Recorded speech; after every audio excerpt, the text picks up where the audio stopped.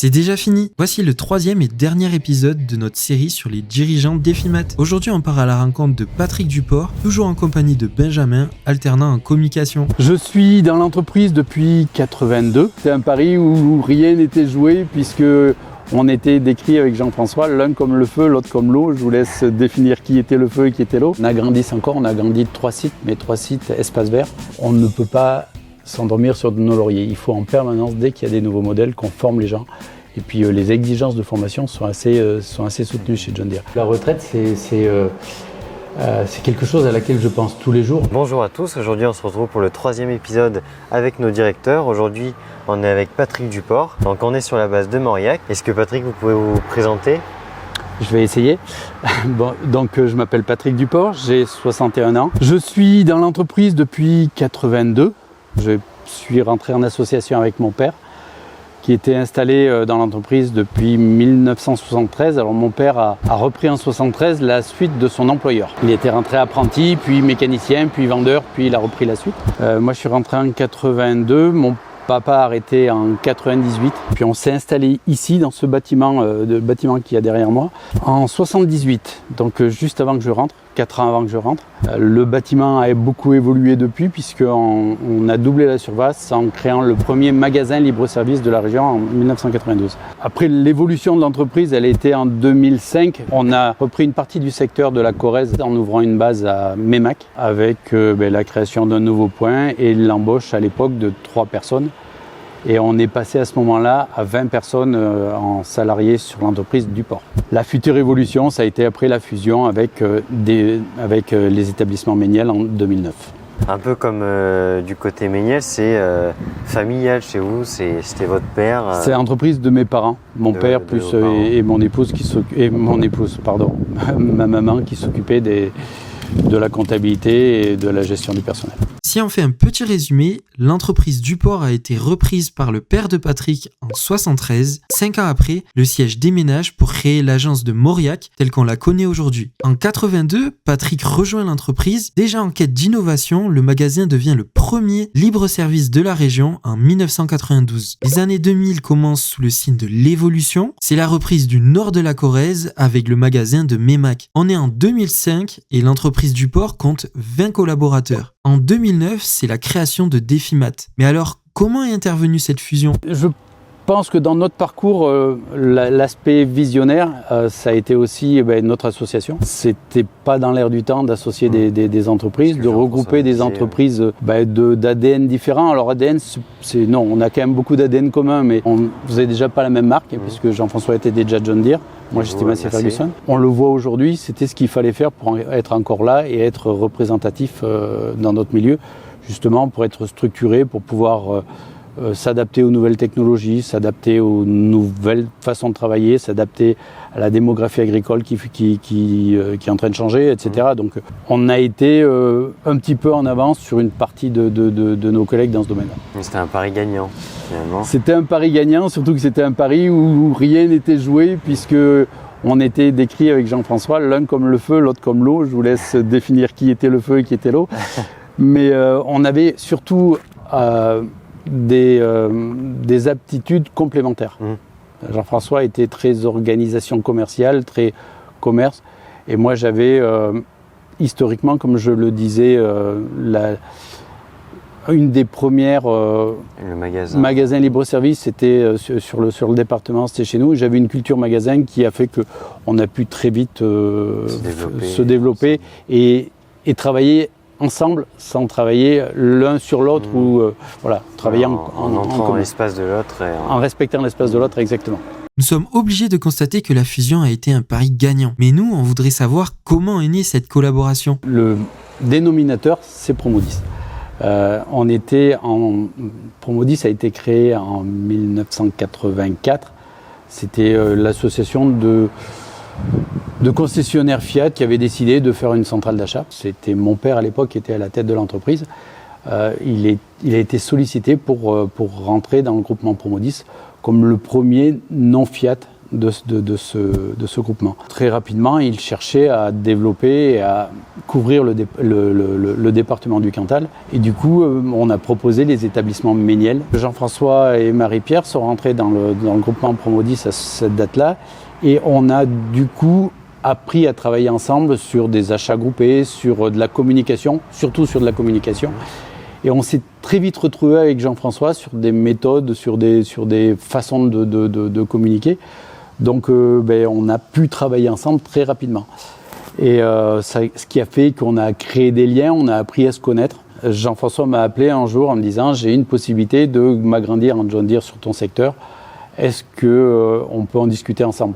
J'étais pas très réceptif parce que je suis né dans une concession Massey. J'étais plutôt un petit peu imprégné de la marque, mais j'avais aussi un horizon assez flou, voire assez bouché sur mon développement avec cette marque-là dans mon département. Donc j'ai accepté de discuter avec Jean-François et Marie-Pierre, et puis très rapidement on a décidé de faire un bout de chemin ensemble, un bout de chemin qui dure et qui dure et pour lequel je pense qu'on a surtout beaucoup plus de satisfaction que d'échecs. Les raisons de notre association, c'était pouvoir, dans un contexte où le nombre d'agriculteurs baissait, c'était pouvoir continuer à se développer, voire pouvoir être leader sur notre secteur. Il y avait d'autres raisons qui étaient peut-être un peu moins avouées, c'était aussi pour ma part de changer un peu de métier, c'est-à-dire que j'avais l'impression d'avoir fait le tour de tout ce que j'étais en capacité de faire en tant que chef d'entreprise sur une concession. On a mis beaucoup de temps, beaucoup plus de temps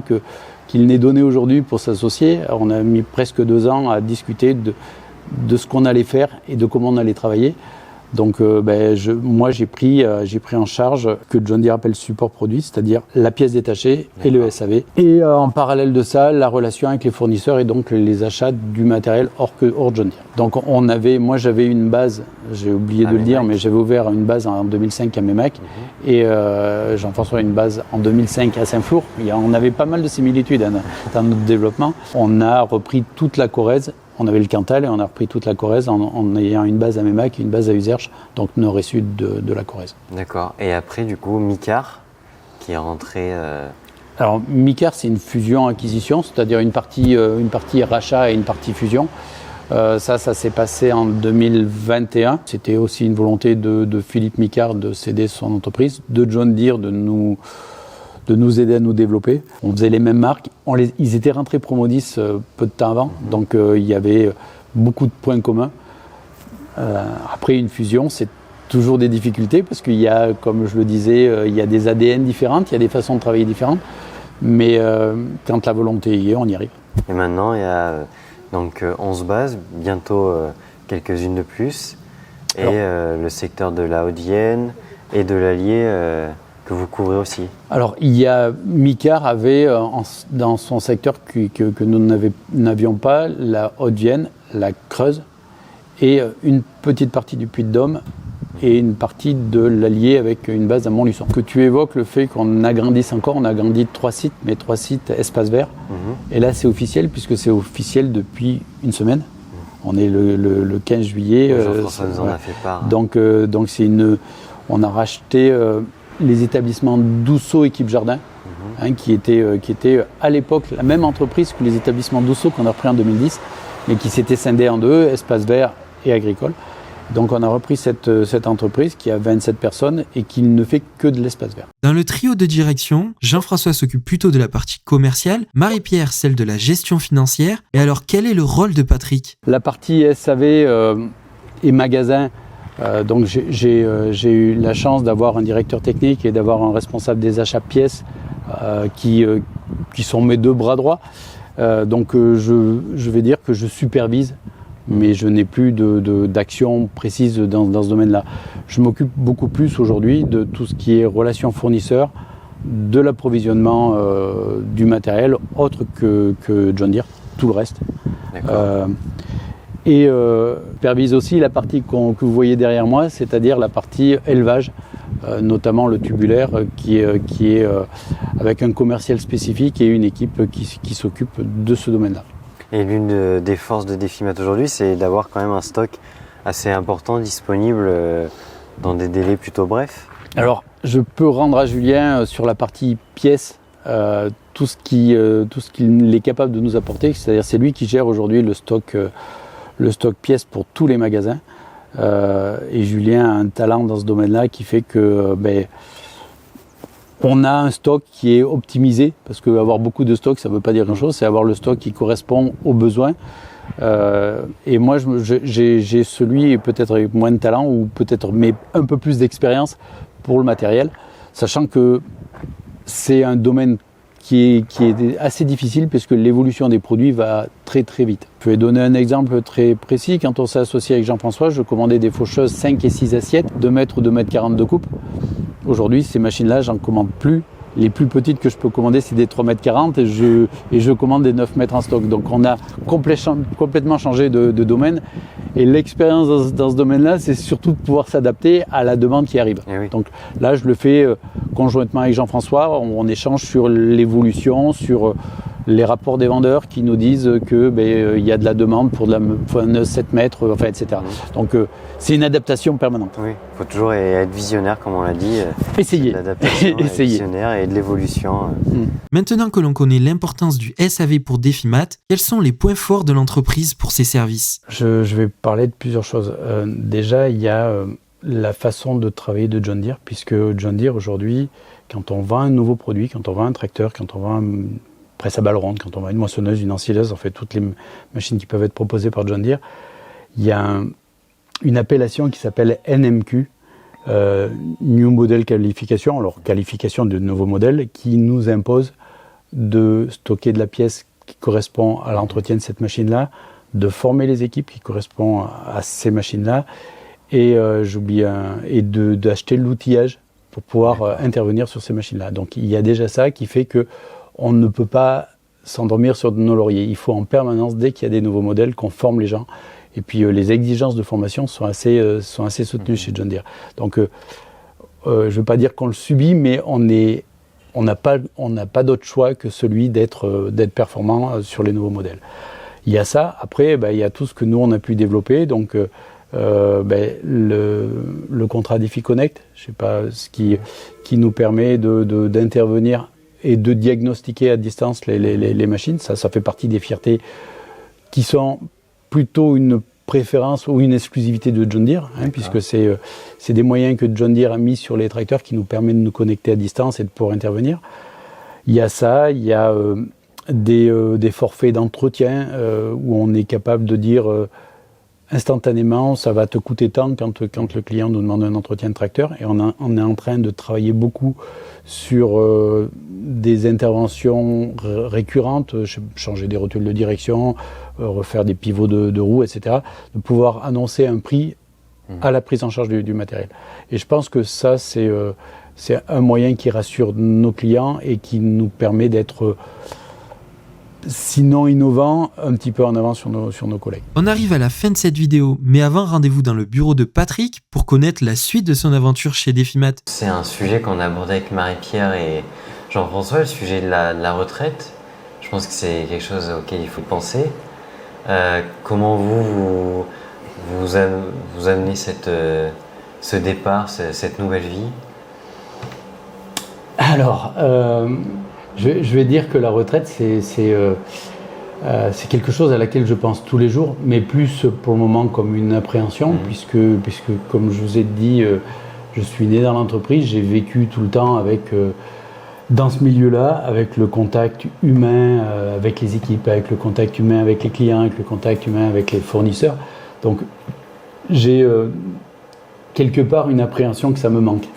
Mais je crois que l'important, c'est aussi de ne pas attendre son obsolescence, si on peut appeler ça comme ça, et partir avant. Mais ce qui me rassure, c'est la génération qui arrive, qui est à mon goût presque dans le format idéal intellectuellement et de dynamisme. Donc je l'appréhende bien sûr, mais ça c'est personnel. Par contre, pour l'entreprise, je suis assez serein. Et si on peut finir par dans 10 ans, où est-ce que vous voyez Defimat ? Alors Defimat, avec une équipe dynamique qui sera beaucoup plus affirmés qu'ils ne le sont aujourd'hui, même si je pense qu'ils ont déjà de bonnes bases. Je crois que Defimat se sera encore agrandi, le secteur géographique sera plus grand, que Defimat et John Deere seront encore les leaders sur leur secteur, ça j'en suis convaincu. Il y a des domaines justement qui sont pour moi des domaines de cœur, c'est le service et la pièce détachée, et ça sera le facteur qui tiendra Defimat plus que le commerce, puisque l'entretien, l'anticipation des coûts, l'anticipation des pannes sera incontournablement ce qui fera la différence demain. Et on est en train aujourd'hui de poser les premières pierres pour être efficace dans ce domaine-là. D'accord. Oui, c'est vrai qu'on le voit déjà actuellement avec le service de Defi Connect justement, et qui va de plus en plus se développer. Et Defimat veut développer cette partie. On a entrepris une formation de tout le personnel, c'est-à-dire il n'y a pas d'exclusion de tous les services, alors avec des degrés moindres, sur la formation pour les nouvelles technologies. Alors nouvelles technologies, c'est pas que le guidage, c'est aussi ce que je parlais tout à l'heure, le diagnostic à distance, mais c'est petit à petit l'intelligence artificielle qui va rentrer dans les machines, etc. Donc il faut qu'on soit au moins prêt avant les autres. Donc on forme petit à petit tout le monde dans l'entreprise. Et il n'y a pas d'exclusion. C'est important de former, parce que c'est vrai que même si les personnes ne sont pas touchées directement par ce point de vue technique, elles peuvent en parler autour d'elles et faire connaître malgré tout.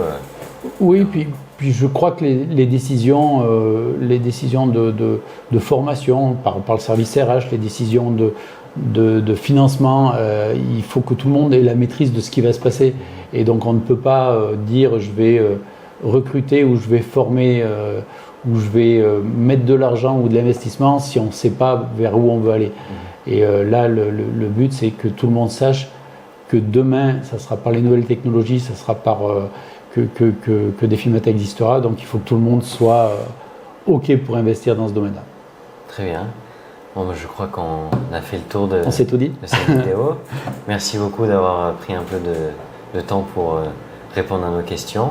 Et oui, comme le dit Benjamin, merci beaucoup à nos 3 dirigeants pour le temps consacré à ces 3 vidéos. C'était très enrichissant de découvrir leur parcours et les raisons qui les ont poussés à créer Defimat. Nous espérons que ces nouveaux formats vous auront plu. Et pour clôturer cette série, un dernier mot, Patrick ? Putain, c'est compliqué. Non, Stop. on pourra couper. Merci.